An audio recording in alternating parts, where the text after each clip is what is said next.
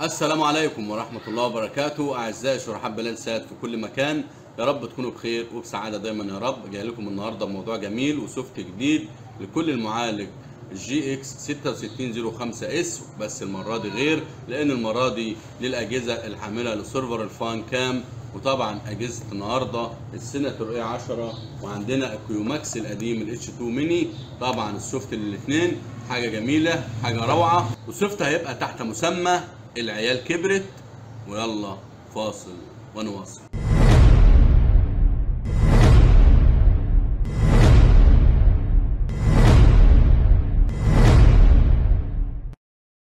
بسم الله الرحمن الرحيم، توكلنا على الله. اول حاجه نصلي على النبي عليه افضل الصلاه والسلام. تاني حاجه ما تنساش تعمل اعجاب للفيديو، اشتراك للقناه، تفعيل زر الجرس لكي يصلك كل ما هو جديد في عالم السيرفرات.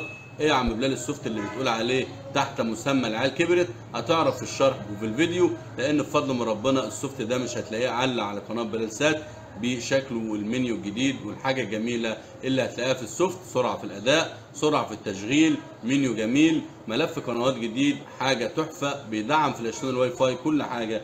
هنشرح النهارده على السيناتور اي 10. طبعا كلنا عارفين عشان نلخص في الوقت، الجهاز 2 يو اس بي بدون واي فاي داخلي. وطبعا اهم حاجه عندنا ده سوكت التحديث. وصل تحديث الجهاز مش صعبه خالص، حاجه سهله جدا.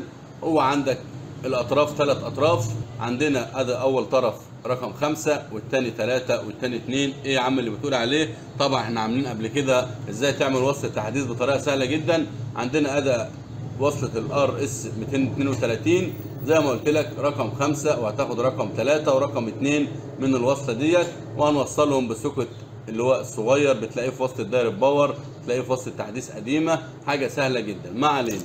دلوقتي طبعا معانا بقى 4 تحويلات للمعالج ده. بتقول ايه؟ ايوه 4 تحويلات للمعالج ده. وانا بصراحه هنعمل اختيار لان طبعا هنزلهم على فترات.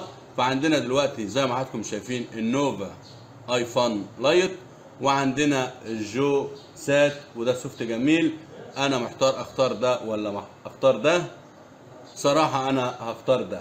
وقبل ما نوصل الجهاز هنخش على الكمبيوتر عشان نوريكم ازاي تقدر تدي للجهاز السوفت عن طريق اللودر بطريقة سهلة جدا وبدون اي مشكلة.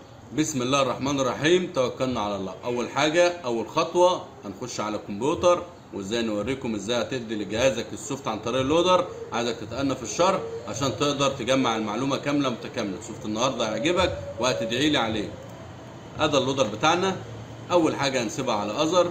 تاني حاجة هنختار الجي اكس 6605 اس اللي كوم طبعا حسب جهاز حضرتك. المود هنختاره سيريال داون، واخر اختيار ده هنسيبه على اول. وبعد كده هنختار السوفت بتاعنا. زي ما حضرتك شايف، ما بكدبش عليك، انت عارف ان احنا افعال وليس كلام. وزي ما قلت لك في الاول، طبعا ده سوفت تحت مسمى العيال كبرت. هتعرف دلوقتي واحنا بنحمل السوفت. طبعا دي كلها اجهزه ان شاء الله نديها للاجهزه اللي احنا قلنا عليها، السيناتور اي 10 وكيو ماكس القديم الاتش 2 ميني. في ناس تقول لي مثلا هل يقبل على الريد بوكس 9000 والاجهزه اللي هي زي الجي اكس اللي هي القديمه؟ طبعا انا بصراحه ما جربتش، ولكن خلينا في موضوعنا النهارده وبعد كده هجرب وهنبقى نطلع بس مباشر. طبعا دي كلها سوفتات. اخترت انا الجوسات، فهندي للجهاز بتاعنا وهتعرف دلوقتي، وهنعمل ستارت. وبعد كده هنفصل الكهرباء عن الجهاز، وبعد كده هنوصل الكهرباء للجهاز. وزي ما حضراتكم شايفين اللودر سحب معانا تمام السوفت وبيعد زي ما حضراتكم شايفين تحت اهوت.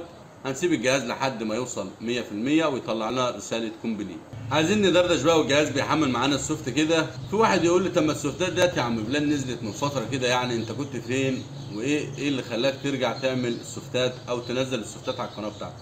فضل من ربنا ثم مجهود الشخصي، ما حدش له حاجه عني.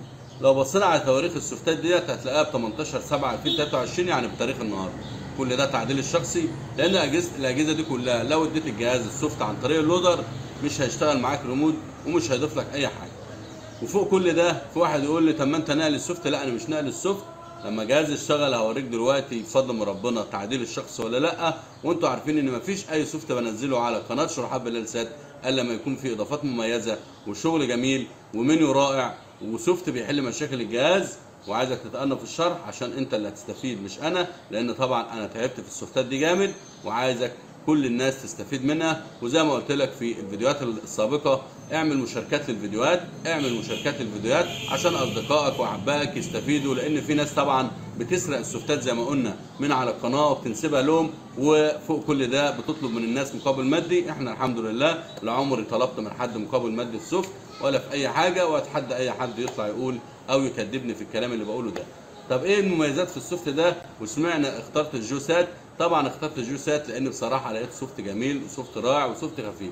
طب ما احنا عندنا الاي فن، طبعا الاي فن ده اللي هو بتاع النوفا، النوفا لايت والنوفا اي فن، بس طبعا انا لقيت الاثنين زي بعض فهنزل واحد منهم عادي.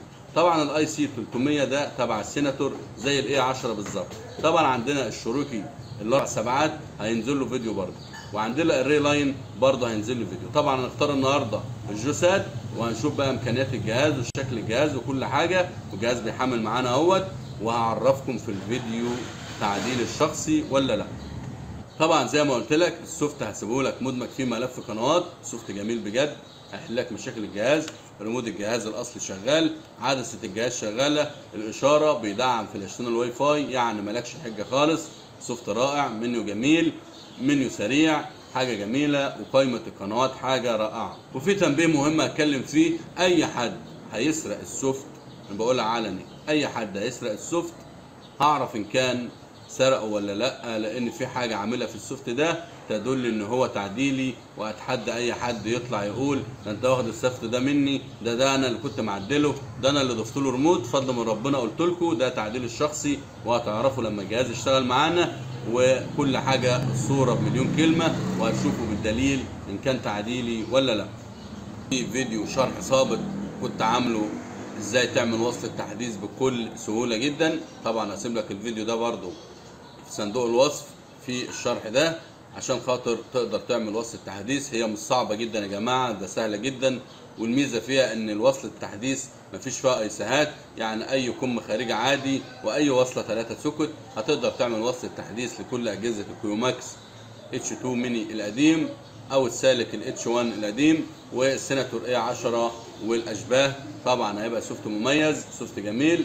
انا سرعت الفيديو عشان خاطر الوقت، زي ما حضراتكم شايفين بعد ما طلع لها رساله كومبليت هنعمل اوكي، وبعد كده هنقفل اللودر، وبعد كده نرستر الجهاز، نشوف مع بعض الشرح الجميل والسوفت الجميل اللي نزلناه. بسم الله الرحمن الرحيم، توكلنا على الله. بعد ما رسلنا الجهاز زي ما حضراتكم شايفين الجهاز فتح معانا تمام زي ما قلت لك. الجوسات السوفت مدمج فيه ملف قنوات زي ما قلت لك، ملف حديث. طبعا الجهاز بياخد ملفات قنوات كيوماكس ال H4. في اول الفيديو اهوت بنقول ان الجهاز بياخد معانا ملفات قنوات الكيوماكس ال H2 ال H4 والهريشمان 1000، وطبعا الملفات ديت موجوده باستمرار في كل منتدى.